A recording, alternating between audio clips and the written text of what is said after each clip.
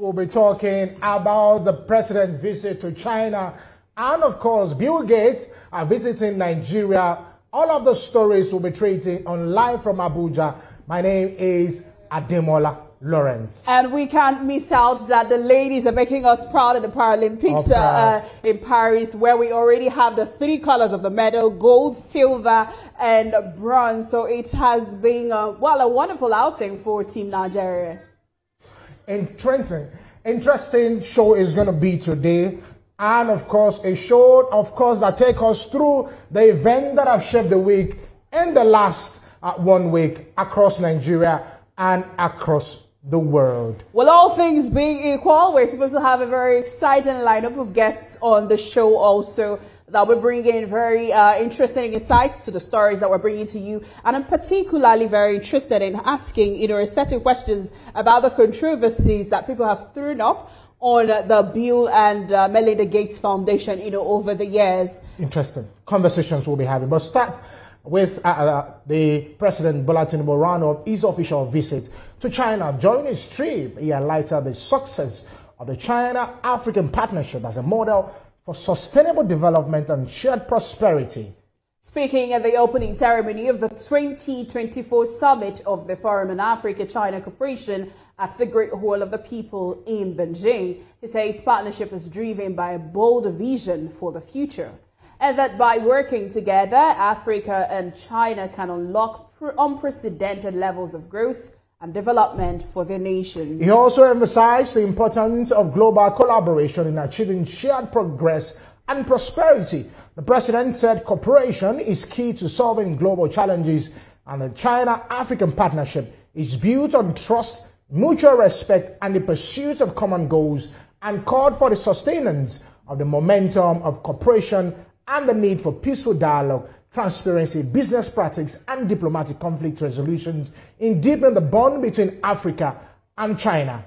The summit follows a 5-day state visit of the Nigerian president to China, where he signed several memorandum of understandings that will cover multiple sectors of the economy, including information and communications, technology, refining, oil and gas, aluminium production, seaport construction, harbour construction and dredging services, financial services, satellite technology, development, unending, and other critical sectors. Interesting conversations there. Over the years, not just Nigeria, but the whole of Africa have seen, quite an interesting input of China in their development. So you go to places like Kenya, there is a big investment. They have a stadium built by China. Also, Cote d'Ivoire for the 2023 AFCON, there was also a stadium, that had a partnership with China. So you have a touch of investment. And when you come to Nigeria, you look at the Abuja Blue Rail also, part of what, it's not like a donation, but yes, made it possible through loans and partnerships and all that. So it's looking like they constantly have something to bring, because I feel like Africa is a large market that we can't ignore.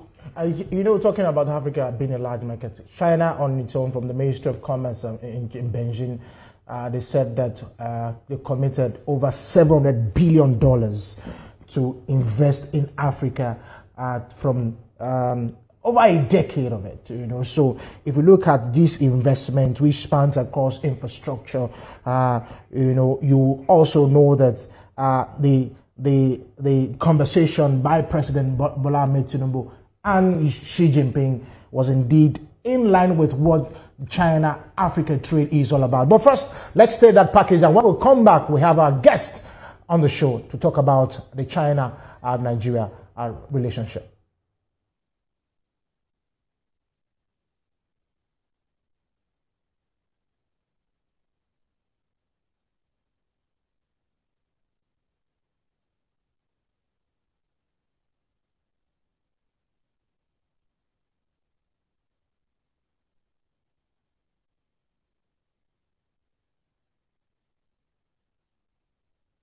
China seeks to entice African leaders with more investment opportunities in exchange for better access to raw materials that Africa has in abundance.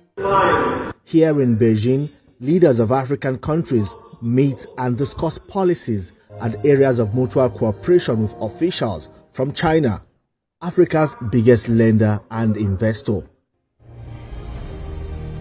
President Bola Tinubu, as leader of the biggest economy in Africa, has his eyes set on increasing foreign direct investments and also strengthening existing bilateral ties with China. What began as a China support for African nations' independence has evolved into a rich, multifaceted partnership spanning trade, investment, and diplomacy. Over years of our tide, we have been solidified. Nigeria, under President Tinubu's leadership, already has an advantage with the elevation of ties with the People's Republic of China to a strategic, comprehensive partnership. The Nigerian leader commended the role of the Forum on China-Africa Cooperation in advancing partnership for mutual development and prosperity. We have been solidified. We share through high-level engagement, strategic agreement, and a shared vision of growth. China has consistently demonstrated its commitment to Africa, not only through financial and developmental support, but also through cultural exchanges that bring our people closer and closer together. The bilateral relations between Nigeria and China were formally established in 1971, a decade after Nigeria gained its independence. Relations between the two countries have expanded to include bilateral trade and strategic cooperation, but the relationship has been lopsided, favoring China. This is what President Tinubu's new partnership with China seeks to balance. Bill Gates, co-chair of the Bill and Melinda Gates Foundation, says Nigeria gets the largest intervention funds spent by the foundation in Africa. Gates said this during an interview session with selected journalists on the sidelines of the 2024 Nutri-Vision Dialogue. According to him, helping reduce health inequalities globally is a top priority of the foundation, including getting rid of disease like measles, malaria, and polio. The Gates Foundation said that it has committed over $7 billion to African countries and institutions through 2026. Now, the foundation's efforts, it said, are directed towards confronting a range of issues, including hunger, disease, gender inequality, and poverty. He also highlighted Nigeria's potential to become a next exporter of food, citing country's existence, land resources, and favorable soil types. And joining us via Zoom is an African affairs analyst, Paul Ejime. Welcome to the show, Mr. Paul.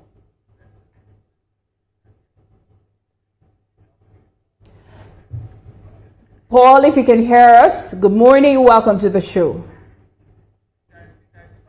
Of course, it's a live situation, but we'll have Paul join us, hopefully. But two things we're talking about, countries, or people, countries, so to say, not within Africa, looking out, doing investments in Africa.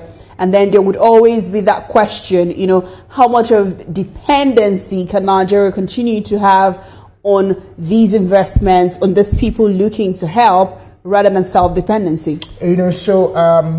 I think for Bill Gates, who has been in the business of philanthropy for the last 25 years, most especially when it has to do with Africa. Remember, this trip was to two countries, Ethiopia and Nigeria. And in Ethiopia, it was basically about infrastructure, about agriculture rather, and to Nigeria, it was basically about primary health care.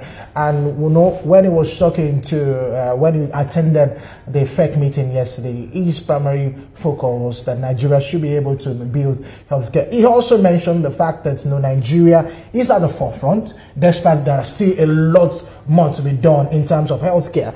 You know, so I think that to a large extent, what the Bill Gates Foundation is doing is to make sure that the donation that they've been giving to Africa is properly utilized. $7 billion is not a for until 2026, and then a lot of people have also, you know, shared concerns about the fact that they feel like on some level these donations are not being monitored. It's like they're just comfortable throwing in money without ascertaining if there is actually the amount of value that those monies they're investing should be getting, you know, as to how it's being spent. So they're wondering, is there an accountability, or is just some level of giving, you know, maybe giving poor African countries money, and then probably, so it's always, people don't want to just take the good. They're always feeling suspicious about, you know, why are you so generous? But then that's what philanthropy is all about. Yeah, so I think that it's a good conversation that needs to be had but let's talk to Mr. Paul Ejimi. Mr. Paul Ejimi, good morning and welcome to the show. Paul, if you can hear us, welcome to the show. Hello, hello, hello. Yes, can you hear us well? We can hear you.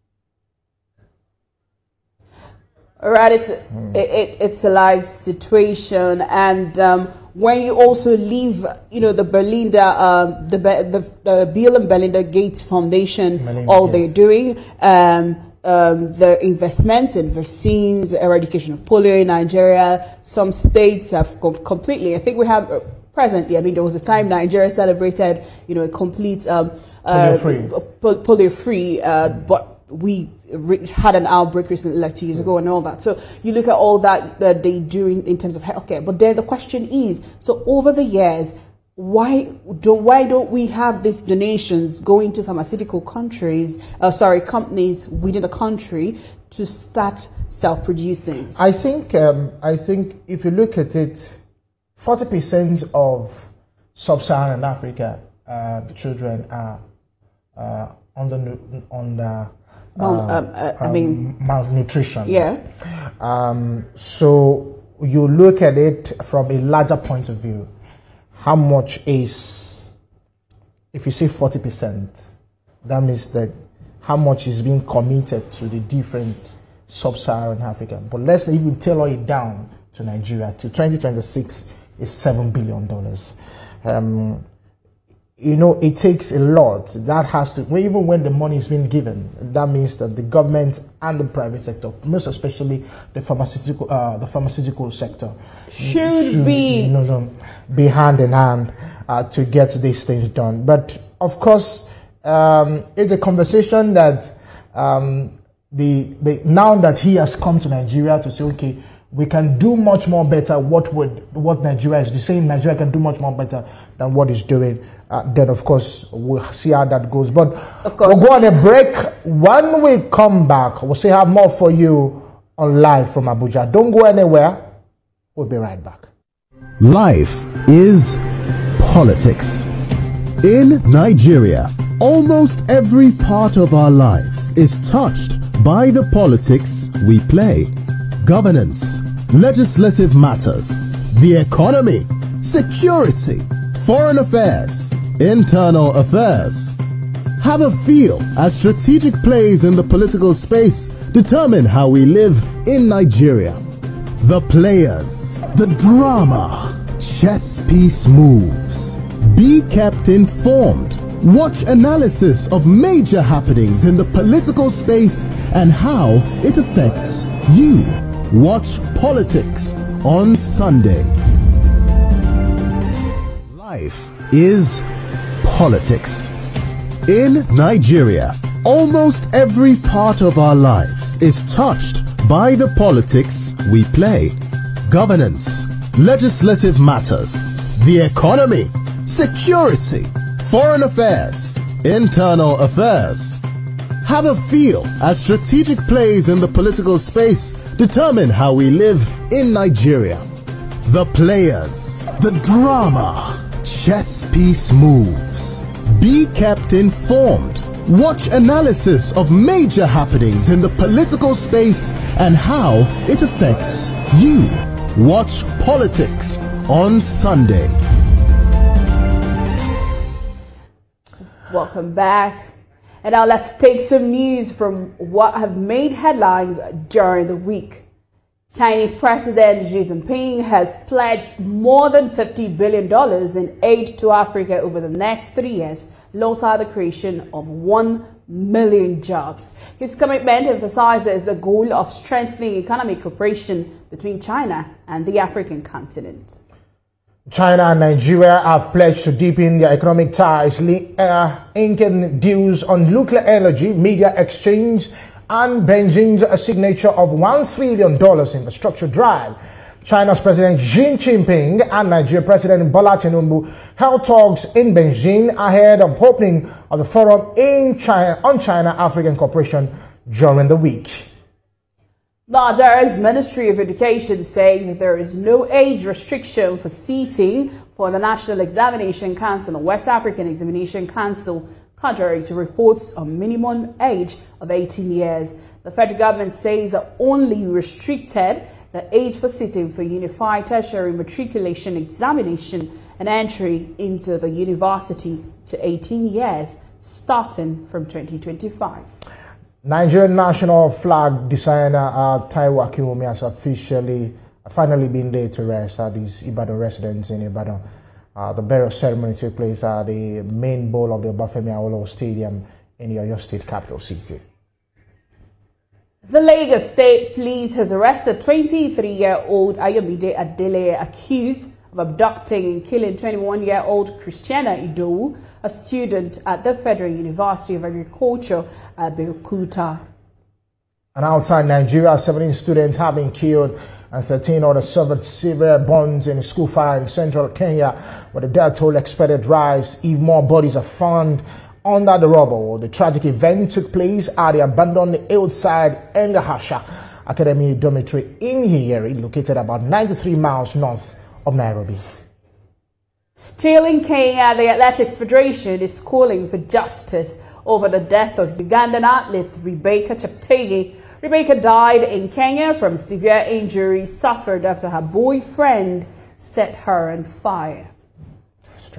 Russian President Vladimir Putin raised eyebrows after expressing his support for U.S. Vice President Kamala Harris' presidential bid, flattering the Democratic nominee with some curiously timed remarks. Putin also criticized former president, current Republican nominee Donald Trump for placing so many sanctions against Russia. And now let's tell you that President Bola Tinubu has directed authorities in the petroleum sector to ramp up effort at ensuring sufficient supply of PMS and price stability across the country. The Minister of State Petroleum, Heineken Obiri, disclosed this to State House correspondent after a closed-door meeting with Vice President Kashim Shettima, alongside the National Security Advisor Nuhuri Badru and the Chief Executive Officer of NNPC Limited, Mali Kiari. He assured that before the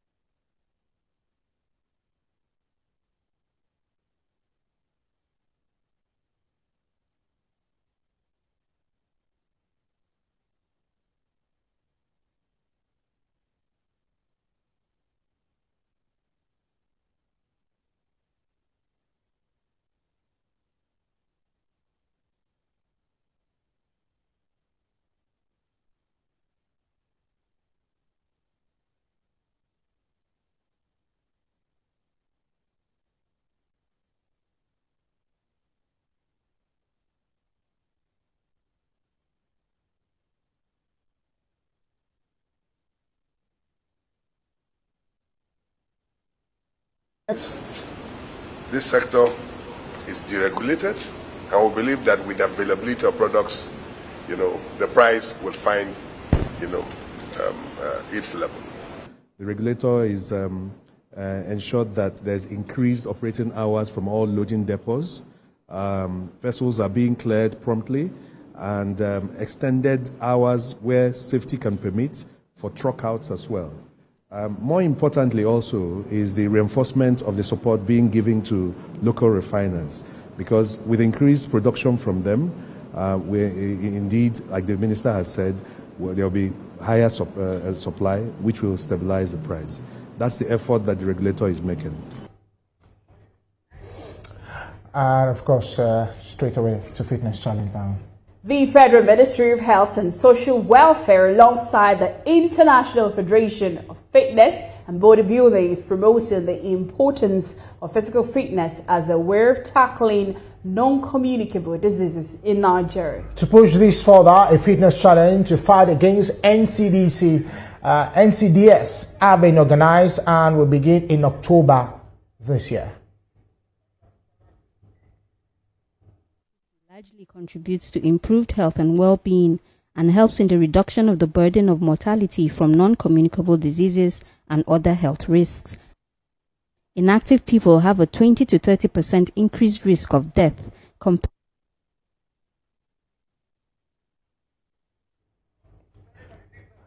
Well, we're very sorry for that mix-up. We apologize for that.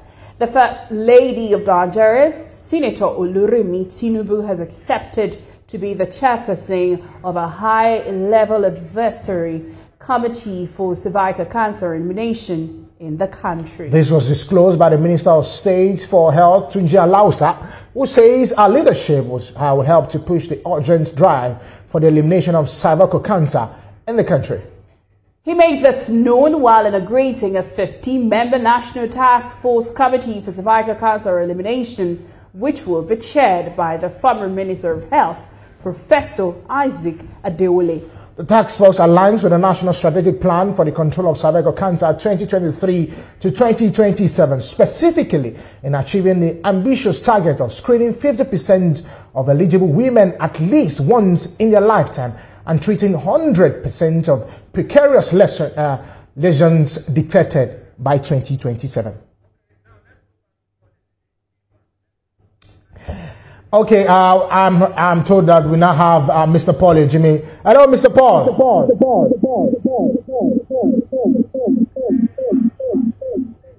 Yes, there is an echo.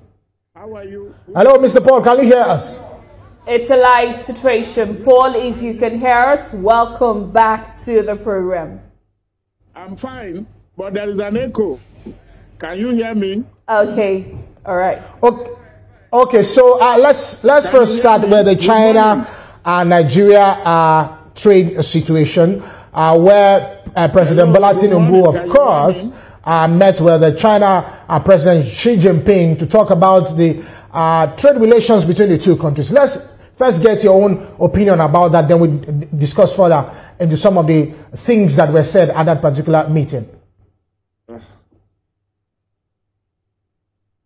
There is an echo. I cannot.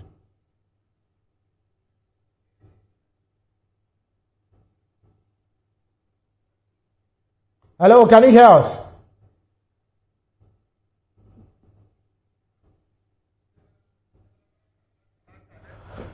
Okay, I think that we're still having serious network with Mr. Paul Ejime, but we'll go on a break. When we come back, we'll take another story that has to do with cervical cancer, and of course we'll talk about life is politics. In Nigeria, almost every part of our lives is touched by the politics we play. Governance, legislative matters, the economy, security, foreign affairs, internal affairs. Have a feel as strategic plays in the political space determine how we live in Nigeria. The players, the drama, chess piece moves. Be kept informed. Watch analysis of major happenings in the political space and how it affects you. Watch Politics on Sunday.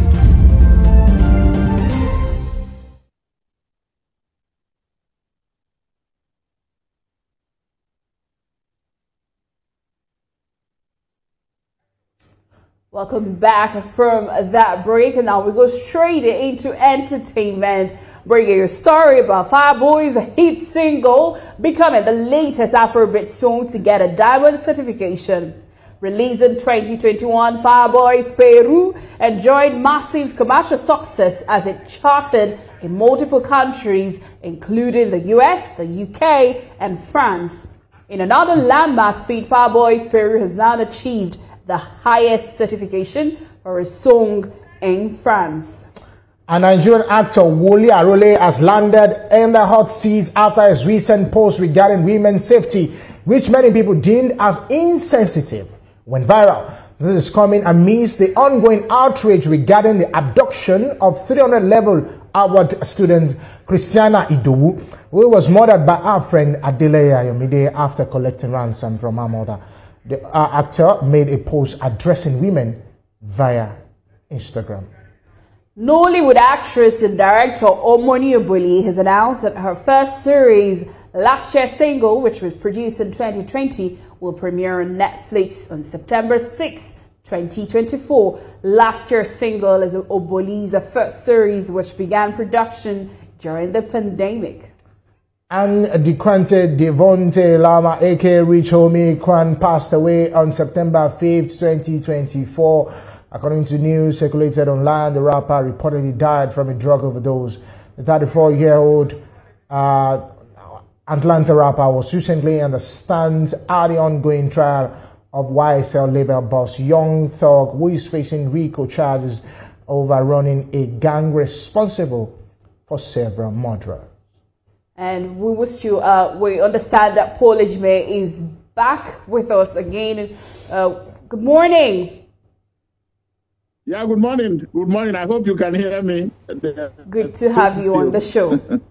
Okay, so Mr. Paul, if you can hear us, yeah. I was initially asking of course, the Nigeria-China trade relations, it's in the news, and President Bola Tinubu, of course, where the President Xi Jinping had a very serious bilateral relations. What's your take on that? As, of course, over $1 trillion of investment is already on the table for Nigeria to cash in. So, well, it was a very good outing by the president, perhaps one of the best since he took over. But my issue with it is that it's not new as such in terms of the China-Nigeria relation. But what has happened is what Nigeria has been able to make. How can Nigeria maximize or optimize some of these deals or this collaboration? Because it's not enough to just sign off on certain things and then do not follow up. Another is also when you are signing up, you look at the conditions so that there are no hidden tests or hidden provisions that could jeopardize the national interest. I think that is where we have to look into knowing the history. You know about some countries that have gone into collaboration or bilateral relations with China, and then they are talking about seizing some assets and all that. But you know that they are collaborating they are good in railway system and then others, so it's welcome news, but what comes out of it, the implementation, is usually the devil. All right. Well, of course, also from this bilateral relations, Paul, we understand that the China President Xi Jinping pledged $50 billion in aid support to Africa. Now, how far do you think that this aid will go to help Africa? It's very convenient to throw figures around, but you will also find out that some of these monies are monies that they are being recycled. They have been pledged for some time, but at times they say, well, because of one or two reasons, they are not, you can't implement, so Africans cannot access it. It's not as tough as any aid or bilateral relation with West. because China is known not to be very, picky about human rights issues and all that. But all the same, it is about what you make of this. It is not as good, for officials to come, exchange pleasantries and exchange notes of agreements. But what comes out of it, that is the outcome, is what should interest Nigerians. This is not the first and it's not going to be the last. But the point is, what is the impact? What has Nigeria got? What did Nigeria get? What is the need for Nigeria? And how has Nigeria tried to maximize or optimize its own? Because everybody is fighting for their own interests. China, they are not Father Christmas. They know that whatever they are giving, there is a way of getting it back. And so Nigeria should open its eyes widely to make sure that it is not, cutting itself or, just selling itself cheap or giving out, there is equality. You are negotiating as partners, equal partners, and not as, the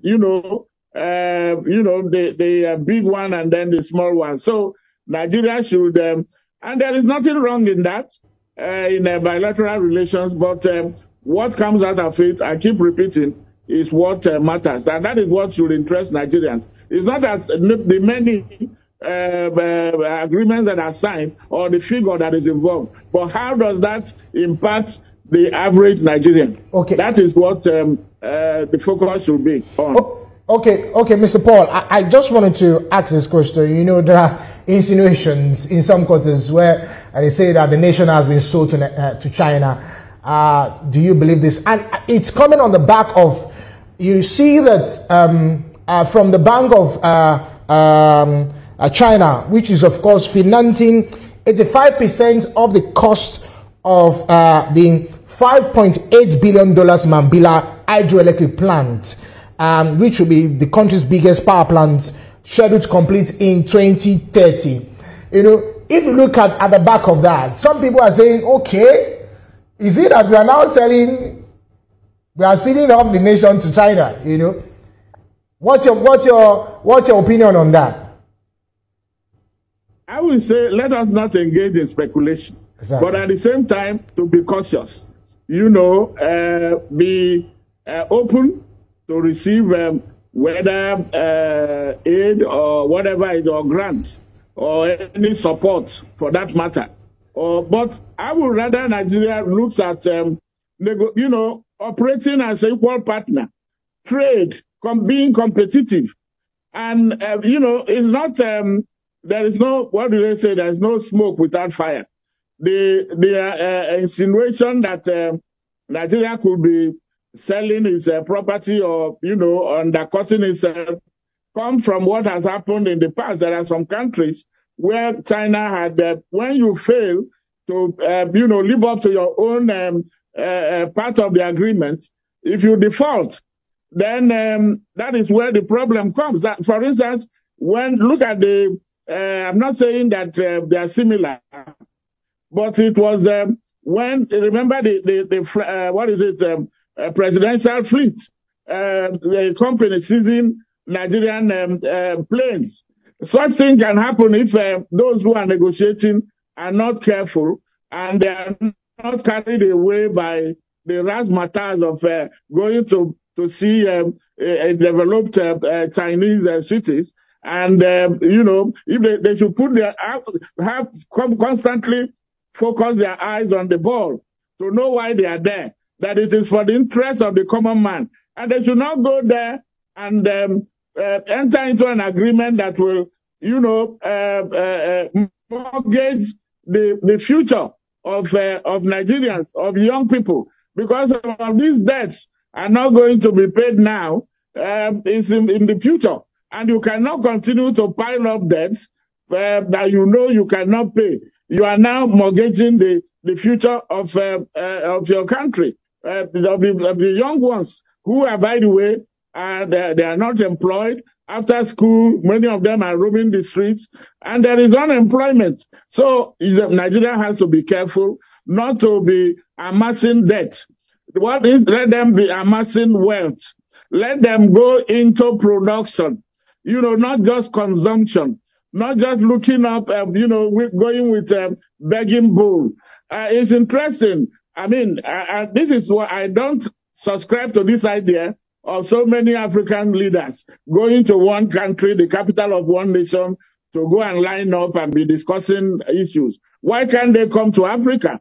Because you have the China, Africa, Russia, Africa, Europe, Africa, everything Africa. And then you find France, Africa. The African leaders they should feel ashamed, lining up, looking for validation. That shouldn't be the case. Africa is not zero poor. Africa has the resources. Africa is not poor, but it's poorly managed. And that should end. It's not all the time that you go and you are begging as if you don't have resources. What happens is that some of these resources, the contract is benefiting these individuals and not the state. That is where the problem comes. And that is why you find a situation where some people can shamelessly sign contracts that will virtually sell their own their nations. It can happen with the kind of leaders that we have in Africa. I'm not saying that that is the case here, but they say shine your eyes. That's the local parlance. Okay, so now that you've highlighted these situations, I was going to ask, the 2024 summit of the Forum on China-Africa Cooperation has ended, and now, do you think that we can start seeing, because it's very obvious that China is deliberate about what they want to do and benefit from Africa, do you think that Africa can start planning what it intends to benefit from this partnership, Nigeria in particular, where we get benefits of what solves our immediate problem and not something just good? For example, do you think that the light blue rail is something that solves an immediate problem of an average Nigeria in the current economic situation? So can we start seeing real issues of production, bringing China, since they are good in business and production, to come and help us develop our own market here, rather than constant loans and investments of maybe what would not solve the average man's problem in Nigeria presently? Well, they say that the proof of the pudding is in the eating. You will need to see, and my people, they say that is when you notice the person that will rush the food, the way they wash their hands. So we will need to see this. Seeing is believing. It is not enough. We need to look at it and see, because similar agreements have been signed in the past. What has happened to them? Either they were implemented or were abandoned, or did not live up to the kind of international standard, or were not for the benefit of Nigerians, of the nation, but maybe benefited those who negotiated them or those who signed them. That is what we should avoid. So, don't make me a prophet here to begin to tell you whether we are going to see anything. It will depend on those who have signed and then those who are going to implement. China is very clear about what it wants. And that is why, if you are holding, China is a country, of course, very large, but Africa is a continent of about 54 countries. And then you wonder, how are you going to be able to, what was the agenda? So one would rather see a situation where deal with, when you are talking about bilateral issues, yes, that one is easier to manage. But when you bring a continent to come and negotiate with a country, I mean, it's putting argument on his head. So they should stop this idea of going to one country, one nation, one president, hosting many presidents. And at times they put them in one vehicle, one bus to be going around. I think one of the heads of state protested against that. But how can you protest when you were the one that put yourself in that position? Why can't they come? Why don't they come to Africa? African problems will be solved in Africa. Seek African solution to African problem, not carry this into Beijing. And then, I'm telling you from experience, Some of these people are just there. Some went there for shopping. Some are there distracted. They are not even concentrating on what they are doing. And then these countries, they know it. They will capitalize on that. And then they leave Africa, you know, where it is. That should not be the case. Let Africa open its eyes and negotiate from a position of strength, not a position of weakness, not a begging bowl mentality. Yeah. So to be able to maximize and optimize what they are doing. You can't come here and buy commodities or primary products that give away rock bottom price, and then you go and process it and bring to Africa. Let Africa start processing its own products, cocoa, iron, or whatever it is that they are having. Mr. Paul, and if you are entering agreement, let there be Mr. Paul situate sited factories in Africa. Yeah, please go ahead. Okay, I know that you have a lot to say concerning this, and one of the major points for you is that Africa should also start organizing its own and be deliberate about very deliberate about the trade bilateral relations should also come down to Africa. But before you go, my last question, I want to get your thoughts on Bill Gates' visit to Nigeria, and his major focus is, of course, the primary health care. When he attended the FEC meeting yesterday, he said Nigeria is at the forefront, but of course, there is still more to be done in terms of primary health care. Of course, they've donated, the Gates Foundation has donated $7 billion to this. What's your take as we round up this conversation?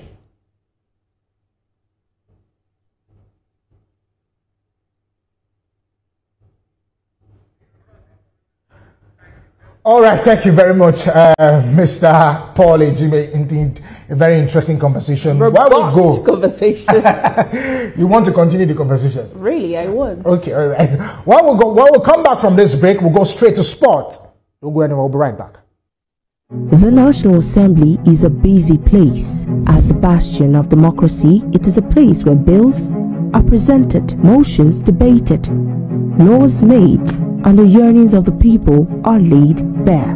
Come with us as we take you through the workings of the National Assembly. We take you through plenary, committee meetings, and probes, all to ensure smooth working of the democratic process. Life is politics. In Nigeria, almost every part of our lives is touched by the politics we play.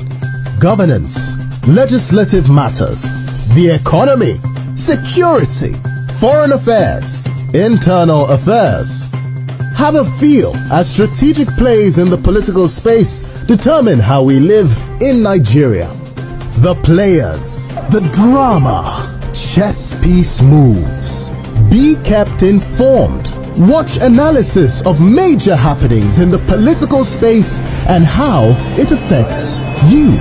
Watch Politics on Sunday. To bring my food. Victor Osimhen. Welcome to sports. Victor Osimhen, Galatasaray SK, has reached 1 million followers on X as Nigerians switched attention to the club after Osimhen moved there.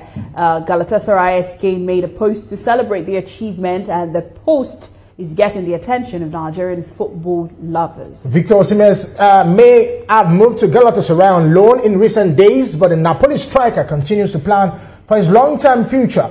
Osimhen had expected to land a move to one of Europe's biggest clubs this season, yet he finds himself in the Turkish Super League at a club that failed to qualify for the Champions League. Interest from numerous major teams remains dull. All right, Chelsea is said to be monitoring the forward intently, although Osimhen has been sent to Galatasaray for a year. A break clause in the loan agreement with the Turkish side means that Napoli will be able to recall him in January, which would allow him to be sold. The 25-year-old Nigerian international, meanwhile, has made it clear that he will not reduce his 11 million euros per year salary with Napoli, where he's on the contract until 2026. Atalanta Super Eagles forward Ademola Lookman has been honored with a prestigious nomination for the 2024 Ballon d'Or. Scorenet NG reports Lookman's exceptional performances last season have propelled him into the ranks of football's elite, earning him a well-deserved spot on the shortlist for one of the sport's most coveted individual awards. The Nigerian's remarkable consistency both for club and country has not gone unnoticed. And congratulations have continued to pour in for Miss Eniola Miriam Bolaji on winning a medal in badminton at the Paris 2024 Paralympics, becoming the first African athlete to achieve such a feat in the sport at the Games. 18-year-old Eniola clinched bronze in the women's para badminton SL3 at the Paris Paralympics on Monday. Esther Nwogo has also won Nigeria's second medal. The 21-year-old won the silver medal in the women's up to 41 kg powerlifting event at the La Chapelle Arena on Wednesday. She was narrowly beaten by China's Zi Shu, who lifted 111 kg to set a new Paralympic Games record and take the gold. Nwogo had set 2 new Paralympic Games records in the last 2 attempts, lifting 112 kg and 118 kg respectively, but the Chinese powerlifter surpassed her feat at every turn. And of course, we also have Onyinye, who became the third Nigerian to win a medal in the Paralympics, lifting 150 kg to set a world record. After she had won gold, she won gold with 147 kg medal before lifting 150 just to set a new world record. And joining us to speak more on the achievements of Nigerian Paralympians in Paris is a sports journalist, Olujide Ayodele. Good morning, Jide. Good morning. Good to be here. And of course, you're looking happier in this September than we all looked in August during the Olympics. During the Olympics, we all felt very sad, knowing that our able-bodied men and women failed us. But now they challenged people in quotes, they're doing us proud from bronze to silver and to gold, which is a good one for us. Of course, we're happy that, of course, they're making records right there in Paris. And we've all known that our challenged athletes always give us medals every time, either at the Olympics, Commonwealth Games, every competition they always give us medals. So it was something coming for us that they will surely give us medals, and I'm not surprised they are doing very well right now for us. So my own question is, there is the vibe that, of course, we always know that the Paralympians will always give us medals at this anytime they go for competition. Is it that the preparation is different from what, like you said, what we had during the Olympics, or what's the difference? What is that bridge that we are not able to close? I think it's more on the players themselves, on the athletes themselves, because they are motivated, and again, it's our strength, so to speak. We do better, or we do best when it comes to anything that has to do with the para. I like the word why you said we do best. Yeah, we do best when it comes to anything para, because I think it's just the fact that it's just natural in them, Okay, we see some of them at the courts, wherever they are training. They put all in at their best and ensure that they get fit for the tournament. And I'm not surprised they're doing very well, because if you had gone to Paris without winning the medal, that's Paralympics, I would have felt maybe there's a satanic angle to our failure. But this time around, because they have always given us medals every now and then, and it's just natural and expected that they will surely deliver. Like I said earlier, they move from bronze to silver to gold. So I don't know, maybe we'll keep at gold till the end of the tournament. Right till the end of the tournament, and of course we're still hoping, although it would be a huge miracle to achieve, the Rio 2016 a feat where we got 8 medals in Brazil. But then also we know that the para athletes face a lot more challenges in terms of even welfare, attention, and everything. You want to talk about how many people that went for the Olympics and how many people that have gone back or even went for the Paralympics just to cheer them. Most federation presidents are back from the Olympics and they're not there in the Paralympics. But so the question is, do you think that an extra motivation comes from these athletes just to get noticed? Because they know that the able-bodied, as you put them, do not even need to do much to get that recognition. But for them, it's these things that put them out there. you know, in Nigeria, basically, we look at them as lesser Nigerians. So I think that gives them that motivation to prove that we can be better than even those of us who are complete. But I'm very, very sad that they invest so little in them. Now, for the able ones, I'll see the word able again. They got 9 billion naira, and why these ones got 3 billion, and yet they are performing better than them. So it shows that we need to invest more in these people, because they are giving us joy right now. And it's very sad that, like you said, all the presidents are back in Nigeria. And many journalists are there as well too. I mean, so there's no real news. There's no so much attention on the Paralympics, which is very, very sad. But when it came for the main Olympics, we saw everybody going there. All the presidents were there. All of them were all there, and they all went in. Even the minister was there as well too. But is it there with them? Okay. So we need everybody to be there.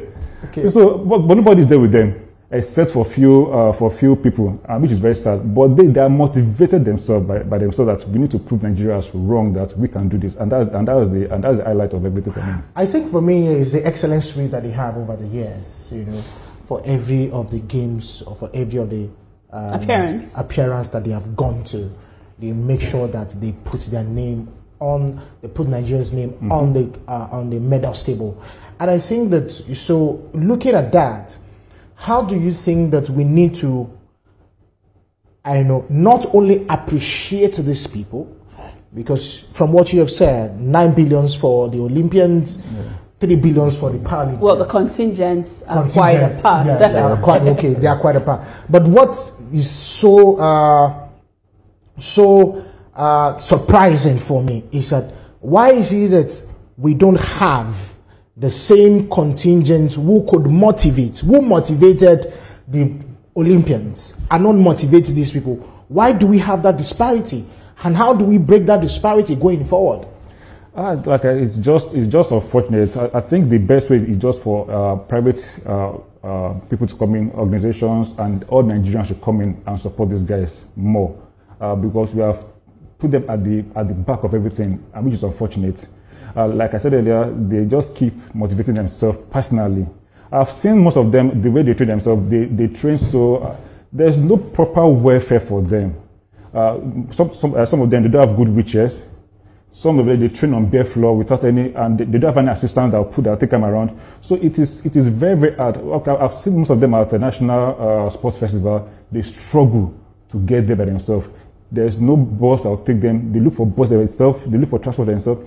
So I think that there should be a separate welfare package in terms of transportation, in terms of welfare, in terms of the accommodation as well, when it comes to camping and all that. And in terms of everything, their medicals, because they need more medical attention more than yeah. So they need all these things, but these people do it by themselves for their own pockets, and probably from one or two individuals that assist them.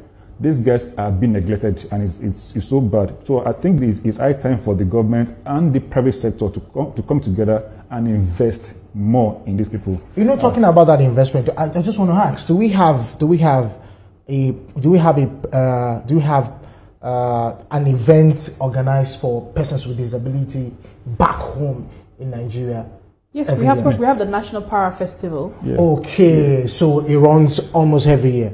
It should run almost every year. Okay, all right. I think we had one last year in Abuja. Yeah. Yes, but even the National Sports Festival should run almost every year. Every year. We had the last one, but it was very, very. There was not much media hype on it compared to the normal. I'll not say normal anyway, but to the other side. But there was less media hype, and we should do more to give them that media attention as well too. All right, so Jide, let me throw this back to you. Okay. And now we've blamed every sector. Government needs to do more, of course, since we already are almost certain that we have medals here. We expect government to now be deliberate about funding and planning for them. But then I would also ask you, do you think the media is doing enough for para sports? No, we're not. We're not. That's the honest truth. We're not doing enough for them. I think we should do. I think the focus, because the media looks at where they will get more money from, to promote them. I think we need to do it out of love out of patriotism for these guys, because they suffer. True that, honestly speaking, they suffer a lot in terms of their welfare and everything. So I think we should give them more promotion, more media coverage. That will invite private sector to invest in them. That will probably open the eyes of the government as well too, that there's a need for them to invest more, and the federal president can also go ahead as well too and source for whatever thing they need to source for to help these guys. Most of them, they go with broken wheelchairs. They cannot afford on their own to buy wheelchairs. So all these are things that they need. We see some of them with broken or damaged injury. Yeah. So they need all these things, provided for them by the government and private sector. These guys are not, most of them, they live very poorly. I'm trying to say that. But then, this is what they need to take themselves from that level they are to the next level. And that's where we need, like I said, media should give them more promotion as well to FOC. Thank you. I think that you just nailed it there. I've been to the National Stadium a couple of times, and I think that we need to do much more better. But congratulations to the Paralympians, Nigerian Paralympians in Paris. I think they're doing a very good job, and we wish them well. Of course, we think that they can be able to do the Rio de Janeiro magic this time around. Thank you very much for the show. Join us next week as we bring you stories happening in politics, entertainment, sports, and lifestyle. I am Ademola Lawrence. And of course, while we expect a grand receptions for the Paralympians when they come back next week, I also wish you a wonderful week. Thank you very much, Jide, for joining us on the show. I am Jane Francis Imaize.